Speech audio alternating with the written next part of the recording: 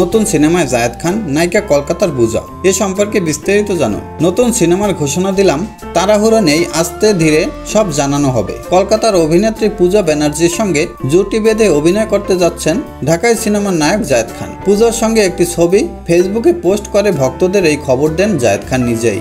পোস্টে এই অভিনেতা জানান, সব প্রশ্নের উত্তর সবসময় থাকে না, তবে বড় ঘোষণা আসছে।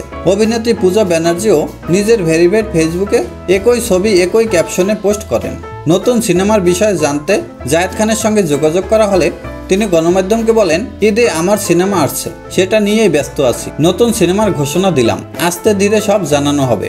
সিনেমার নাম, নির্মাতা ও প্রযোজনা প্রতিষ্ঠান নিয়ে এখনই বিস্তারিত জানাতে চাচ্ছেন না এই অভিনেতা। এর আগে গেল বছরের আগস্টে কলকাতার অভিনেত্রী সায়ন্তিকা বন্দ্যোপাধ্যায়ের সঙ্গে জুটি বেঁধে ছায়াবাস নামের একটি সিনেমায় কিছুদিন শুটিং করেছিলেন এই অভিনেতা।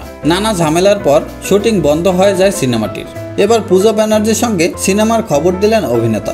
নিত্য নতুন কর্মকাণ্ডে সোশ্যাল মিডিয়ায় সরব জায়েদ খান তার ঘড়ি, পোশাক ব্র্যান্ড নিয়ে কথা বলতে উন্মুখ থাকেন।